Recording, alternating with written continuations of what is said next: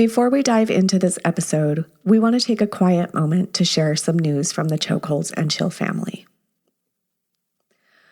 Our guest in this episode, Shirley, has passed away after a long and courageous battle with cancer. She was a fighter in every sense of the word, a mom, a wife, a survivor, and a white belt who never gave up. Shirley was a bright light in every community. We recorded this conversation just a few short months ago, and in true Shirley fashion, she showed up with her humor, her brute honesty, and her huge heart. We're honored to share her story with you, just as she shared it with us.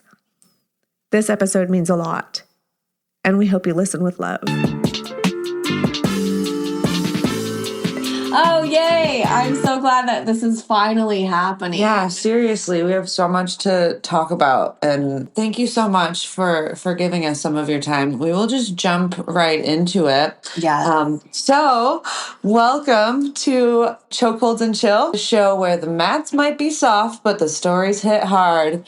Today's guest has faced more in a few years than most of us do in a lifetime, and she's still showing up and inspiring all of us. She is a white belt, a cancer survivor, a brain tumor warrior, a sober queen, a mom, a neurodivergent powerhouse, and she happens to co-own a gym with her high school sweetheart, Dustin, in San Diego area. Shirley Peak, welcome to the pod. Thank you. Thank you all for having me. What an introduction. Gosh, I forgot about some of those things myself. We're just here to remind you of the good things. Yeah, we're here to be your hype girls. We just adore you.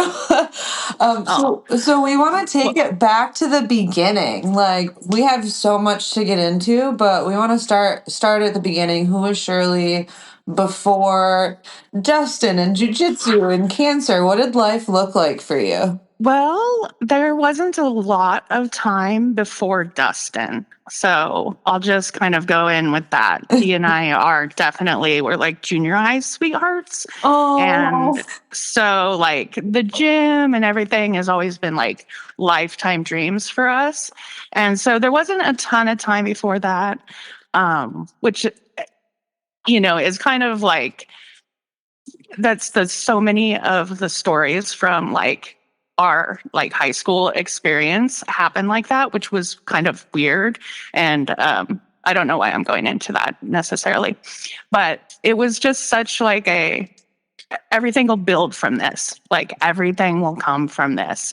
We were like totally basic, like rents were like $400, like we were like, like the college kids and like doing the thing. So it was a lot of like bonfires, and I was a bit of a ruffian. I was definitely like hard on my mom, like she had to go through it with me together, and we all like grew up together. Mm-hmm. So that was good, and there's like, growing up in North Bend, it's like this sleepy coastal town. But I only knew that after like I moved to San Diego, right?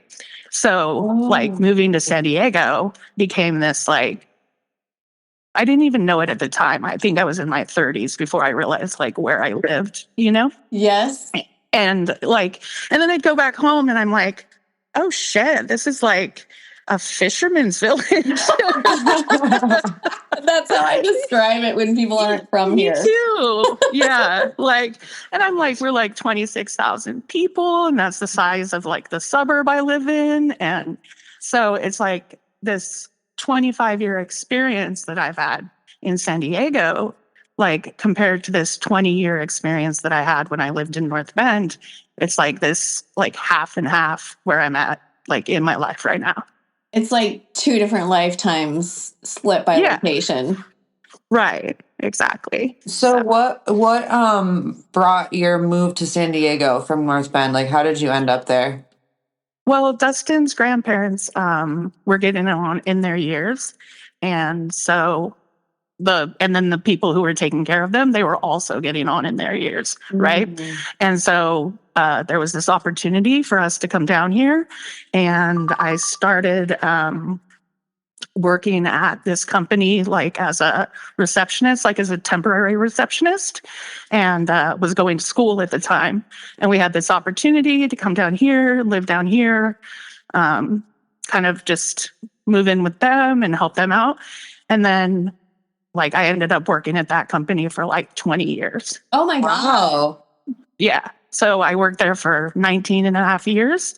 And then I've worked for my new company that I work for 5 years or something, So I built my career and I'm a work enthusiast. So, that was always like something that was like big on our. Mm-hmm.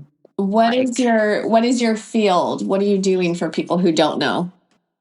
I'm a regional property manager, and I moved from the private sector over to the public sector. So now I'm doing more like affordable housing and, oh, sorry, my dog went crazy. I do, like I manage apartment buildings and like make sure people, like if you really bust it down, it's like pay their rent, be a good neighbor and take care of the unit, Yeah. And then I manage that. Yep. That's what I do. So when you moved to San Diego at this point, were you and Dustin married? No, we hadn't gotten married yet. He was going to be getting deployed to Iraq. And so we did the administration building thing and went and made sure we had like all of our ducks in order and anything. So if he did get deployed, that we would make sure that we were like ready to go. Yeah. And that was 22 years ago. Wow. How was that feeling for you, knowing that somebody that you'd been with every day, all the time since middle school is going to fight a war? It was devastating because he was National Guard too. And at that point, it was like the Operation Iraqi Freedom. And they had like literally like run out of troops. And so it was like, that was never part of the plan at all, and then Right. I was like, I didn't have kids at that point. So I was super grateful for that. That was before children. So it was just like me and my dog and my job.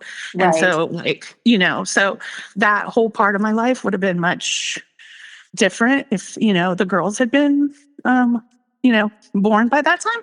Sure. But I was super grateful that, he was gone for like 18 months. So Wow. it was quite, never part of the plan, but it was just like, it was wonderful actually, and he describes it as a wonderful experience because he got to see so much of the world and then experience that. And then we're a military family, right? So like, that is like a great checkbox. Yes. It's very important that he was able to do this. Yeah. Like it was, all things considered, it was like a true catalyst for a lot of things. Yeah. So, okay, he comes back after 18 months, and when do babies start? Right away. Yeah. She's been waiting. Both of the girls were planned. So like, as like, he was like, okay, when we get home, we're having a baby. And I was like, yes, sir, we are having a baby.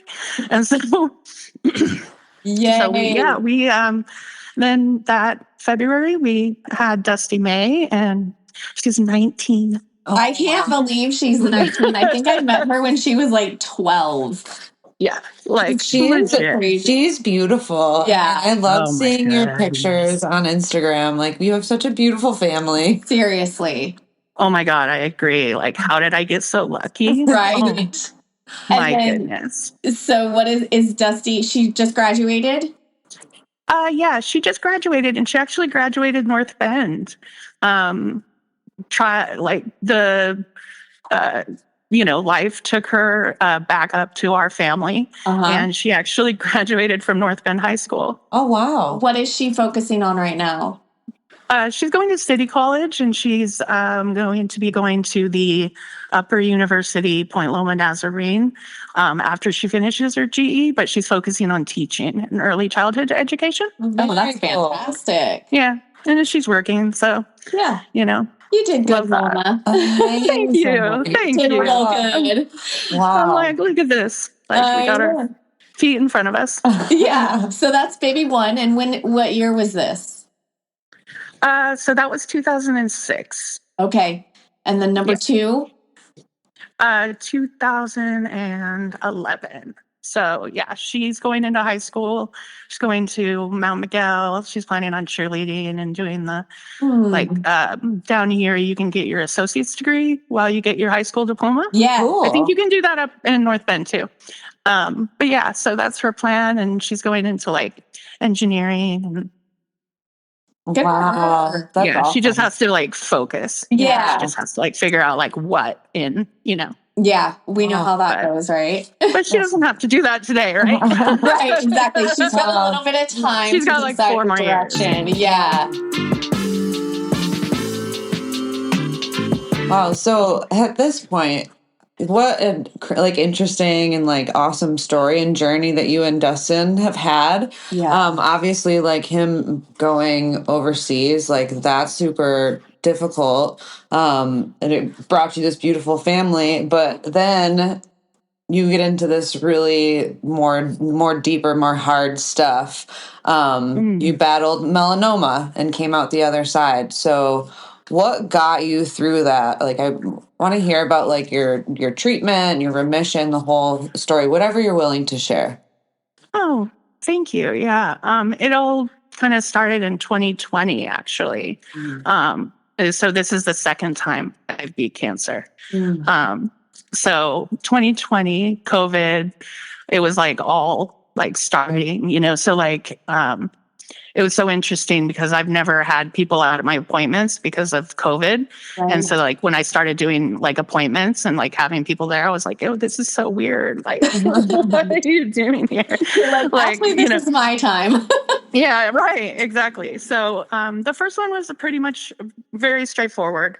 I had a melanoma on my shoulder, like my left shoulder, and it was a vanity project. Like I literally, because I didn't like how this mold looked and I didn't like just the way it was. And, we were having like complications. I went and got it removed, and like there was no chance. Like they were like, oh no, it looks good. Everything looks good. Well, it turned out it didn't look good. And so I took the mole off and then we started treatment, and then the treatment kicked my ass. Like the immunotherapy, like sometimes, they say like the treatment's worse than the cure, Right. those sort of things. But it was supposed to be like preventative maintenance. And I did go a couple years with like no setbacks. So I actually had 2 years, what we call NEV, which is no evidence of disease. So we were cool. And then flash forward to February of last year, had a couple little spots show up in one of my lungs. And the immunotherapy had kicked my ass. So we were like, okay, so is it the immunotherapy? Is it cancer? Like, what are we looking at again? Right. So my oncologist, so we kicked the can down the road a little ways. And then in June, it had grown. So then we were like, oh, okay, we need to do some treatment, but we couldn't get it to like stain right. And what that means is like, if you stain a melanoma like 79 times, but the count is 80, you have to get to that 80 to get your diagnosis. If you can't get your diagnosis, you can't get your treatment. Oh my gosh. Wow. Right. So we ended up with 5 biopsies, 3 CT scans. They went in the front of the lung, they went in the back of the lung, and then I had 2 bronchoscopies. And the last one was like a cryo bronchoscopy. And they sent me to the tumor board and the, where the fuck was it? The New York to like do some like additional testing. And they had to like, going from like a different angle, kind of do all the shit. Right. So I was actually at Worlds in the Jiu Jitsu con when I'm finding out all this news. Like I'm finding out this news in like the hallway at like Worlds, like because it went on for months. I think I saw you that day. Yeah. So I was dealing with that. Like it was so because you were very so I was like you just needed space, and I didn't know what was happening, but I knew you needed space. Right. I was like super emotional because I was like, why the fuck didn't you figure this shit out, you guys? Oh man! Like how many procedures do I need to have? And so flash forward like a couple more months, I'm noticing at work that like I kind of can't finish sentences. I'm not like typing well. And then I go into this like training session, and like training's my jam, right? Yeah. Like I love to train. Like I've got like 50 people ready to go. I'm like, yes, like we're going to do this. And I went up to my boss and I was like, I can't fucking do this. Oh my God. I don't know what's going on with my brain right now, but I like went to exercise to like clear my brain. Well, like 2 days after that, I ended up having like an event, and then that took me to the ER, and then I ended up with a sizable brain tumor. Wow. Like, so it was like 3.7 centimeters or some shit. How And big so, is that, like in relative, like if people don't know centimeters, what are we looking at? Like a walnut? like 2.5 inches. Oh, wow. Okay. Yeah. So that, and this is all on my Caring Bridge. I'll send the link to you guys. Yes. I've been reading it. Yeah, me too. I love Yeah, if you catching up go with to your my, story. so you can see the tumor, and then you can see like Yes. the blank spaces from the MRI where like now it's like when I talk about like I'm rewiring my brain, Yes. like I have to like fill in that space. Mm-hmm. Oh, wow. Yeah. Yeah, because it's Oh like my- gone. Like it's dead tissue now. So that one they took out and the craniotomy, Mm-hmm. and then they like scooped it out. They did the best they could, and then there was 2, and then those are now like gone from the Wow. radiation treatment. Yeah, and then my liver, not my liver. Liver's like a full other story. But anyways, my lung is shrinking at a like super rapid pace. Okay. And then from here, I just do immunotherapy and PT and OT and get on with my normal life. Oh, that's amazing. Are you Yeah. still dealing with difficulties with your hand? Yeah. I saw you were writing the other day though. Yeah. I can like What's write happening there? checks out. And, Okay. Yeah. Like, Because you had no use for a while, right? yeah. Like Okay. it was completely gone all the way up to my shoulder. Oh my God. Like I was like smacking myself in the head. So can Like you, it was legit, like did not work. Oh no. can you tell us a little bit? So I don't know if you know this or not, but I'm an OT. So I love to hear about people's, like rehab journeys. Can you tell us a little bit about how you've progressed, like where you started and where you are now? Yeah. Well, so there's side effects of some medications that I'm taking right now. And so I like lost some of use of my legs as well. And Oh. so, yeah. So that has been like, I'm wheelchair bound, and not bound, but I can walk, but I just can't stand for like a super long amount of time. Right. And then, you know, and I love the doctors that I'm working with. It's so amazing, but like so much time goes by between like getting like this stuff together. Yeah. And so it's been like, I feel like it's just like such a slow process, but like there's a lot of bike and a lot of like little squats and like kind of silly stuff. The journey for me, because I can't get out of the house and I can't like get to appointments as easy as possible. Like it's been so much like teletherapy, Sure. and they really don't, I don't know that they spend a lot of time with us. Mm-hmm. So it's been not the best experience, I want to say. I'm so sorry to hear that. Yeah. And I don't know. I mean, I think it's my team. Mhm. But they literally only have like 20, 30 minutes with us. And it's Oh, like a lot of that's like, horrible. and we end up with doing a lot of stuff like at home. Mhm. And so like keeping myself motivated and mindset, I cannot tell you how critical mindset is when like kind of working with the limited resource, Yeah. because I'm That's- like, use it or lose it, girl. Mm-hmm. Yeah. So with your mindset, do you get to a point where you just feel like enough is enough and you don't want to do this anymore? Or like how do you talk yourself back on the fucking horse, right? Like Yeah. you No, have to. definitely. definitely had like pity party table of one, like Yes. more than one time, especially because I spend a lot of my time, like my family is like busy still, right? Right. They're all still working. And I'm a work enthusiast. So, Mhm. My highlights of my day are just doctor's appointments and stuff like that. Right. So that gets really old, especially when I have like this input coming in, Mhm. and there's like all this stimulation and all of this like other stuff that like, And you can't get rid of that. jelly belly is real, and Yeah. then I can't do anything like, I mean, I can do some things, Mhm. but it's just so limited. And like, I want to Mhm. see my friends and I want to go to lunch and I want to, I know. and I want to push myself, but then I can't walk. So like, what am I Yeah. supposed to, like, what am I supposed to do? So you did recently you went to Disneyland. Yeah. Oh my God. How That was was nuts. it nuts? Is it a good situation? Yeah, no, it was You want nuts. to tell us about it? Because Like, I feel like that was a huge accomplishment. I couldn't have done it.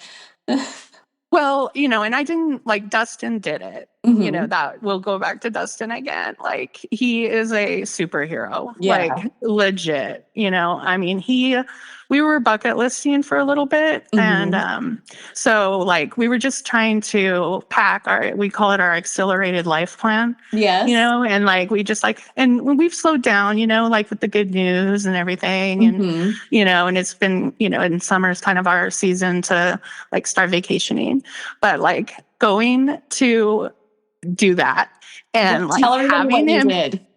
So, the 10K Disney run, like with team determination. So cute. We were in like Corral F or some shit. Like, it was so far back. There was so many people, like thousands of people. Like, Wow. and yeah. And so, we didn't place or, do anything like incredible, but it was just.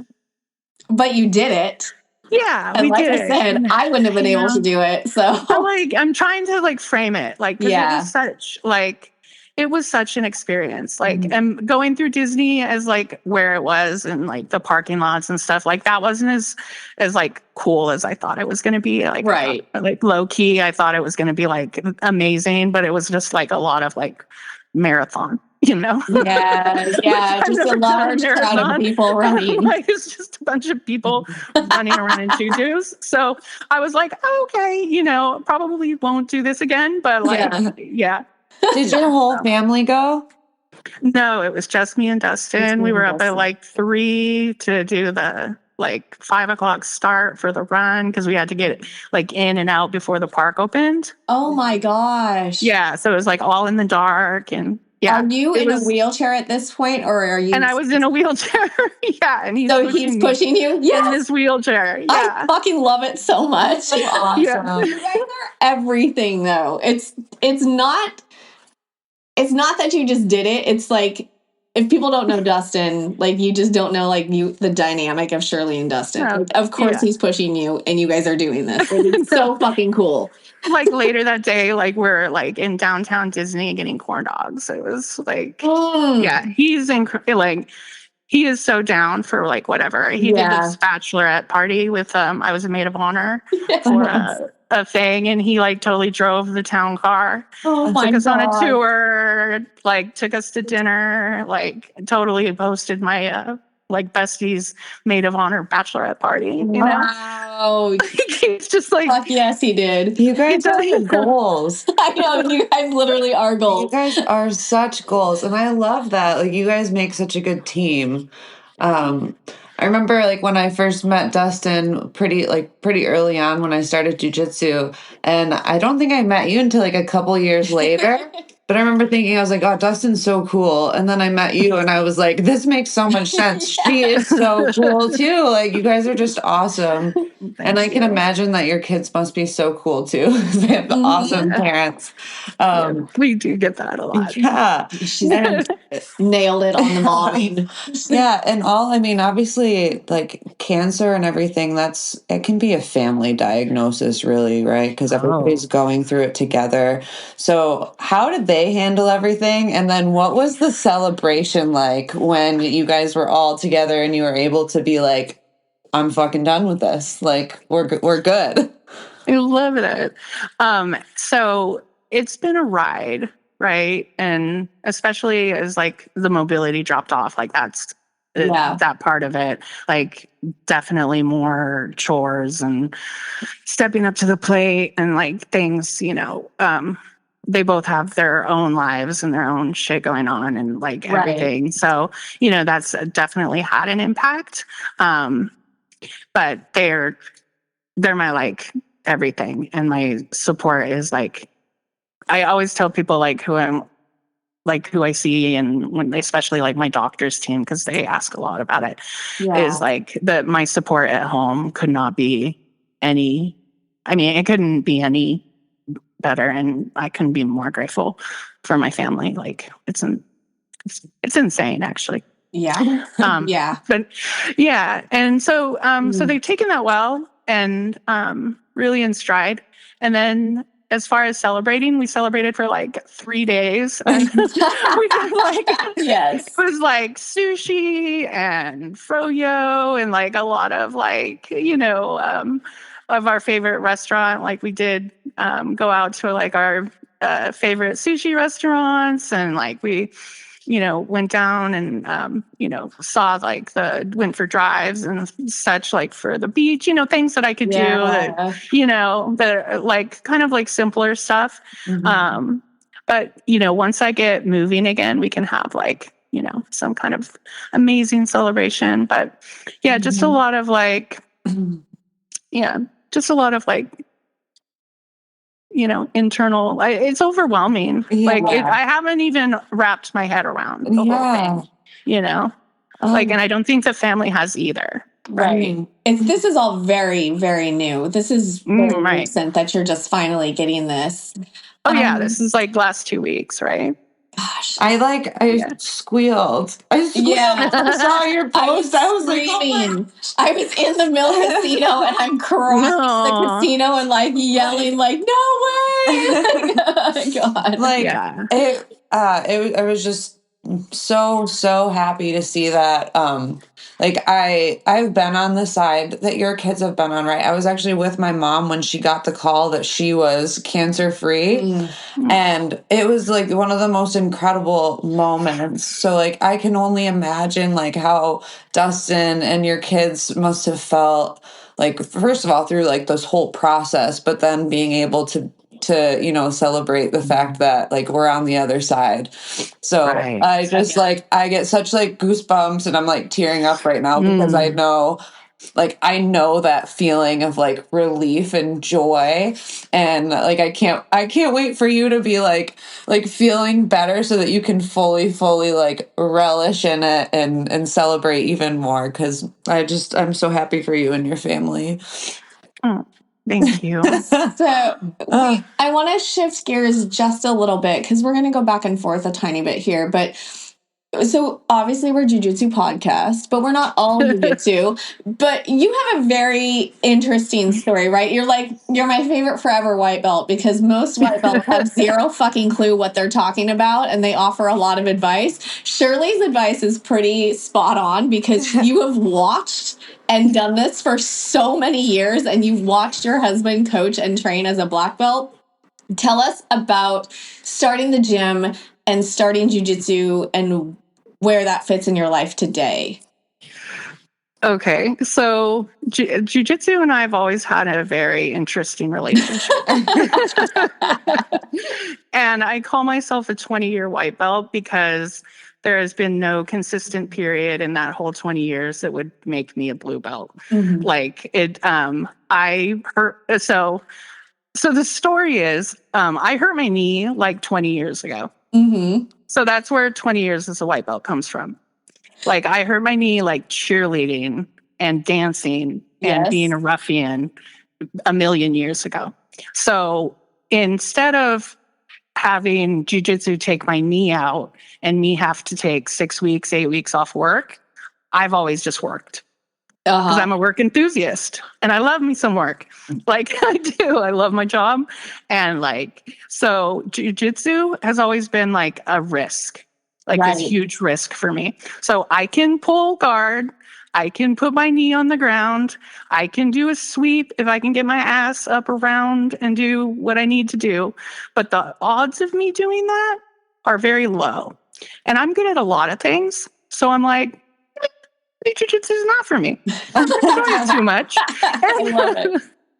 And I don't really, enjoy, I like to stand up. I like to box, that's pretty great. I hope I can get back to boxing someday. Yes. I like individual sports. So like I have done a couple tournaments. I've got like silver in one tournament. I got gold in another tournament by armbar, so I've dabbled, like I've done this stuff, so yeah, 26 years later and going to like tournaments when my daughter was like still in the womb, like she like slept in the bleachers, Yes. And so like we've been doing this just for such a long time that like I can do this stuff. I can tell you what's up, but I'm a white belt for like life.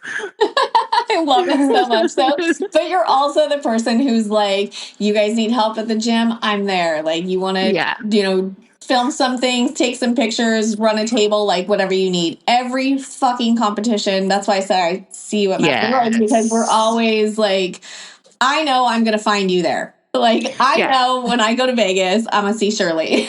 Yes. Support is like the name of the game. Yeah. Right. So cool. It's Dustin's like spot and he like he rolls his with gym. Like he is so busy with the gym. Mm-hmm. But like events and stuff that we have going on, like, and social media postings. Like I love like shout out to our merch store. Yes. Studio 33. I'll send you guys a link. Do it. But yeah, like that's like it's like man cave situation, right? Yeah. And we made it through COVID and we did like Zoom classes through COVID and all of that. And so like the gym's been rocking and rolling for like almost 6 years now. Wow. Oh, that's good. Yeah. It's been incredible. And was that like a goal that you guys had that you talked about for a long time? Yeah, since we were babies, the goal was always to open a gym. How long has Dustin been doing jiu-jitsu? 1996. Wow. I was 5.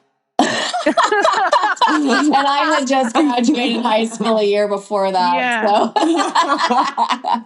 Wow. 96. And where did he start? When you guys got to San Diego? No. He dabbled. There was a judo class at Southwestern Oregon Community College. Yes. And so that kind of was a start. And then when we came down to San Diego, he first started with Odi Nito is the name of the guy. He was at the water tower. And he was just like the closest to, we were still in high school. Wow. Yeah. Because we didn't graduate till like 99 and 2000. So we were like, when we would come down here in the summertime, they would train at Odi Nito's gym. Nice. That's interesting. Yeah, I never knew like where the connection was because, I've been training for just over 7 years now. I just passed 7 years. But you guys have always been there, right? So like the whole time I've been training, even before I met you guys, I knew about this guy Dustin that comes here and brings his wife and like, you know what I mean? So it's like hometown, gotta get some rolls in there for sure. So there's been a couple gyms up there too, and I love that he landed right where he did. Yeah, it's awesome. So what is it like owning a gym as a white belt? Like, do you ever feel like people like underestimate your role or your influence or your knowledge? 100%, and then, I'm not especially because I go to like all of the tournaments, and so I do spend a bit of time like explaining like how the point system works and what they're looking at, and like, and that can be like, because that can be really frustrating, right? Like, what am I looking at? Like, why is this taking so long? Like, where are the points? Like, what does any of this mean? And so like as parents get used to it and stuff. So I'm sorry, my little brain was like, what's the question? Totally fine. No, we're let's go out to the kitchen. Oh man, I was keeping it together. But I'm sure once people start talking to you and they're like, oh, she's not a white belt, like she knows more than a lot of people.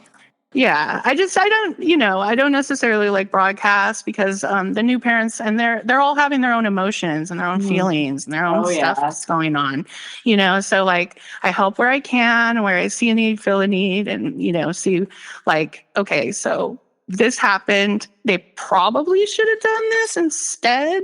If you're gonna have a word with your kid between matches, this might be something you want to mention, but you're good.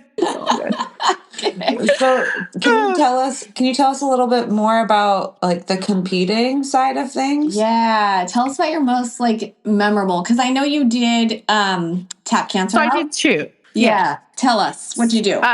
So that was like bucket list, right? So I had gotten cancer the first time, and then so I was like, well, fuck this, I'm going to do a tournament, why not? And so I went to Colorado Springs, actually, family trip, and we went out there to go do a tap cancer out, and we raised like $7,000. Yes. Wow. Yeah. Yes. I want to say $7,000 or $8,000 for tap cancer out. Went out there and met John Thomas. Yeah, the Academy did it was such great support.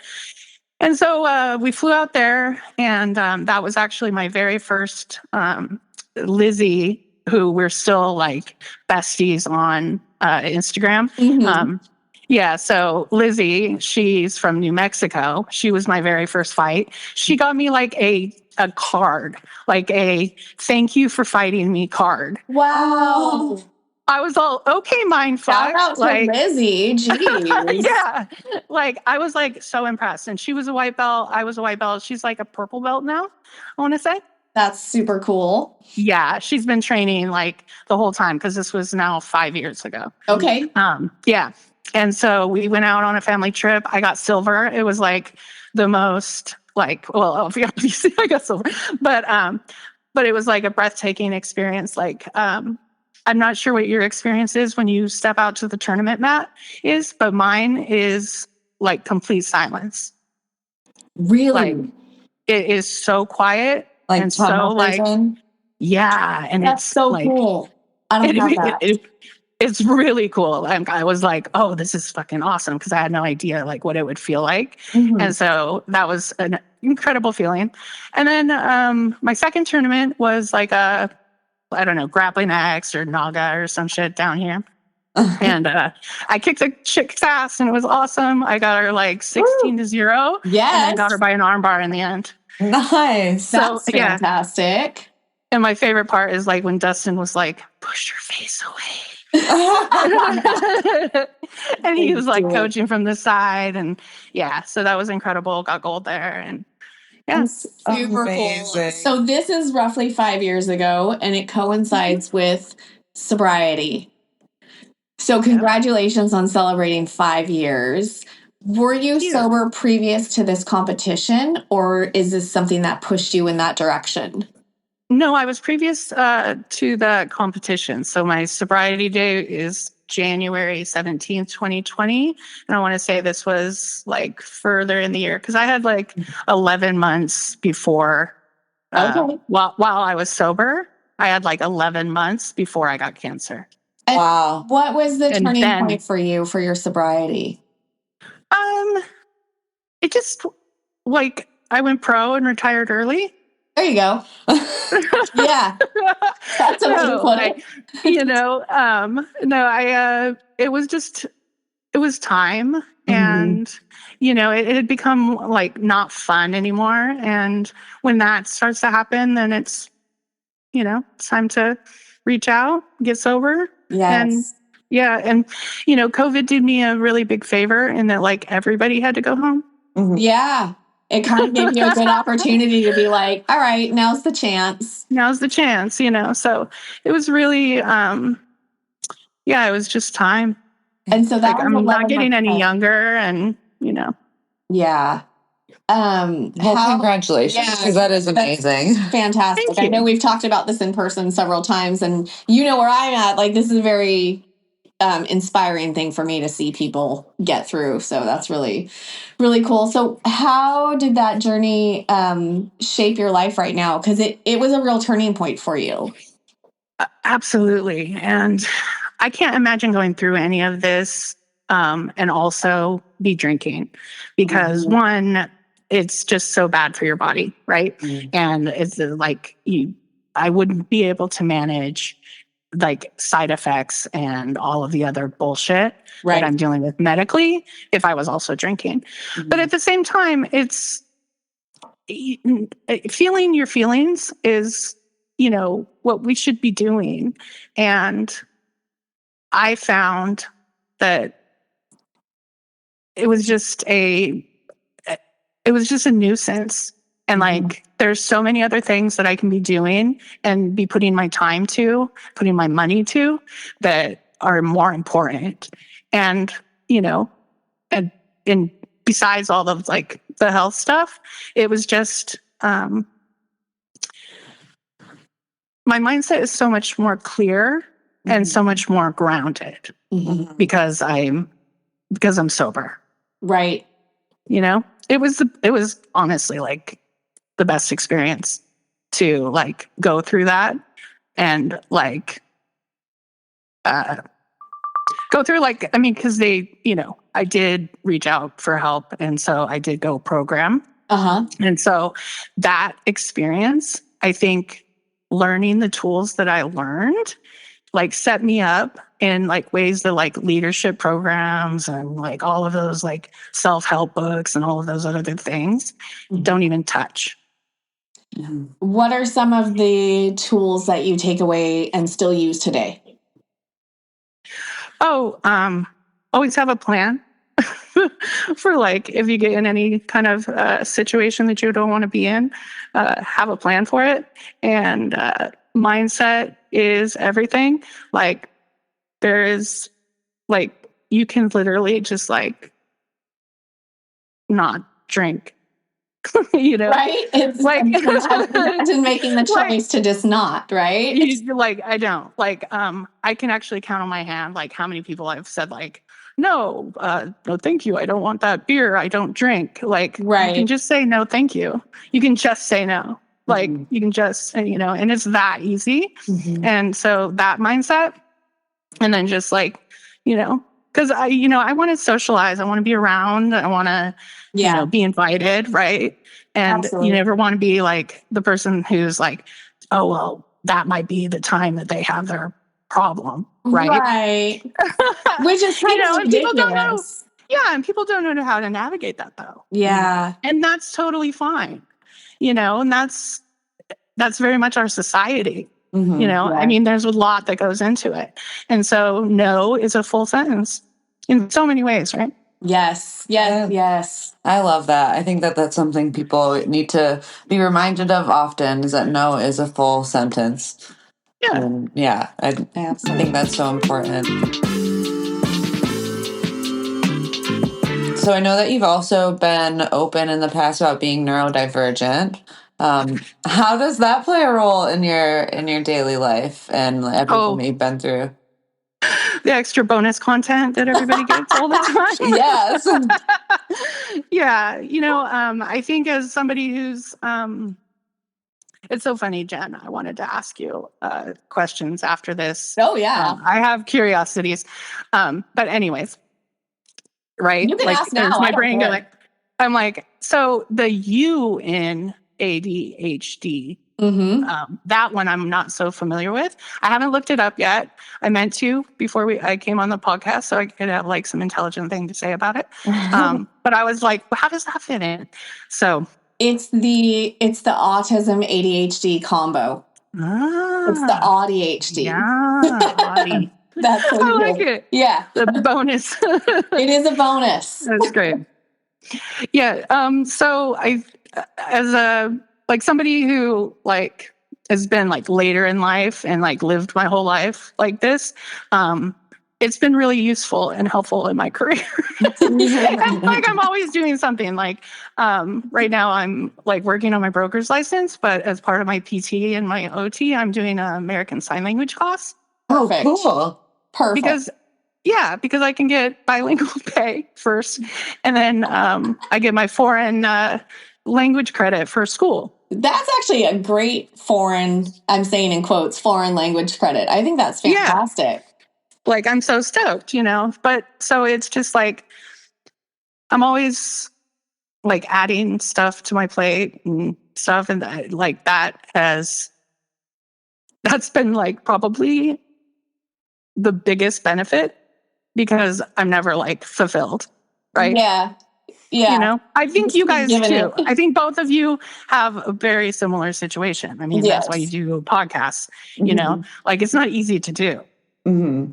No, it's a job. Like, I love it. I love this job though. It Right, is really exactly. fun. It's a good outlet. Yeah. So what's your go-to outlet these days? A little bit of school, right? I've got like a bit of school right now, but my outlet, I would say, is I'm focused on getting myself back to work Mm-hmm. and getting myself like back to where I need to be able to make executive decisions. Mhm. And that's my focus. But like as an outlet, I would say my dogs, right? I spend like my doggies. I spend like so much time with my animals and They are like, healing.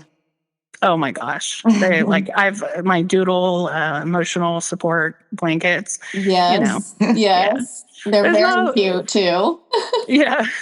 Oh. But yeah, like I'm pretty simple right now. Again, it's like just doctor's appointments. Just doctor's appointments. So not a lot of outlets, but a lot of like, where can Dustin drive me? There you go. You're just gonna like set up a little tour around San Diego and be like, Dustin, Yeah, all the time. Yeah. today I have to go to all these east. places. Right. We're going south today. We're going Yes. east today. Just take a little fun detour to the beach in the middle of all of it. Yeah. And then I'm like out there and I'm like, oh, what day is it? What time is it? All people are working, Where am I supposed to be? Right. Yeah. Because I'm just kind of nowhere. Yeah, I can relate to that. What is the one message you'd give somebody out there who's going through anything? Illness, addiction, feeling like the mats are too far away or you don't want to be on the mats or just feeling kind of like in the wind? What would you tell these folks? I would say, really take a look at like how you perceive things, how your perception is of what's going on in your life and how mindset is coming into that and how attitude and perseverance and resilience, how important those things are. And like when you are feeling like, man, I'm in this rabbit hole, having some support, having those techniques, develop yourself in a way that you want to be like ready for uncomfort. Mhm. Because uncomfortability will find you. Mhm. And when it does, being able to manage it it's paramount. It's crucial. Wow. That's really good advice. Yeah, that's great advice. I have chills. Thank you, ladies. Sitting here with Shirley's wisdom. Yeah. So we like to lighten things up towards the end and do a little bit of rapid fire questions if you're down for that. Okay. All right. Thank So you. some of them will be jujitsu related, some of them not. So how about gi or no gi? Gi. Dogs or cats? Dogs. Favorite holiday? My birthday. Yeah. Favorite sport other than jujitsu? Football. Nice. If you had to pick a new career today, what would it be? Ooh. Project manager. Manifesting. What is your biggest pet peeve? When people don't clean right. There is only one right way. If you had to fight an animal, but any animal, but it would be in your weight class. So it could be an elephant in your weight class, or it could be a rat in your weight class. What would that animal be? Oh my God, I would need something fluffy like a panda. Oh my God, I love pandas. Yeah, I want like a panda. That's so good. Oh, but in my weight class, yeah. Yes, Okay, of so it'd be course, a of little course. baby. A baby panda that Would be loves a you. baby. I love that. What's your favorite submission? Arm bars. That's Arm good bars. because that's the only one I've ever like caught. So I'll go with that one. Perfect. Do you have any guilty pleasure TV shows? Oh shoot. Oh my God. America's British Baking Show Oh, yeah. Nice. All right. is so good. All right. Project Runway would be like next after that. What is your go-to karaoke song? The Bon Jovi one. Oh shit. I'm going to go on a limb and guess it's Living on a Prayer. Yes. Because that is classic karaoke. Yeah. I'm like, Oh. like I don't get up there often, but like that's my go-to. Yes. I'm like All right. Bon Jovi. And last one we love to ask everybody is if your best friend had to describe you in 3 words, what would those 3 words be? Oh shoot. I don't even know. It's a tough question. I feel like I can think of a million words to describe you. I know. It's hard to pick just 3. Well, and if I'm like giving a shout out to my besties, they would all describe me a little bit differently, I think. Use Right? words Like if you need to. So probably like fun, surprising, and I don't want to say the word crazy, but like random, Yes, yes. I know I could be like, yeah, I don't know. You know what? I'm going to ask them. You should. And I'm very curious what they would say. Yeah, you let us I know. am too. I will. So where can people connect with you and Studio 33 if they want to follow your journey? So I'm at Queen Squirrel Bear, and then the gym is at Studio 33 BJJ, and both of those are on Instagram. I'm a little private, so you might not find me, but you can definitely find the gym at Studio 33. And you also have a Caring Bridge page, which I love to follow. So if anybody is interested in like reading your journey, and I know there's a lot on there. Yeah, definitely. Yeah, if I can share that, that would be amazing. All right, Shirley, is there anything else that you wanted to talk to us about today? No, thank you for your time, and that was so lovely. It was so nice to talk to you ladies. Thank you so much for giving us your time. Like this was everything, and we've been wanting to talk to you forever, and it's just such a bonus that we are talking to you after the happiness and on this side of things. Oh, so gosh. We adore you, and we're so thankful for your time. Thank you, Shirley. We hope you enjoyed the re-release of this episode of our conversation with Shirley. She was an incredible person. Obviously, if you just finished listening to that. We miss her dearly, and our hearts are with her whole family and her whole community. We are honored to have been a small part of that community. So Shirley, thank you for sharing your story with us. You'll always be a part of our community and our hearts, and we love you and miss you dearly.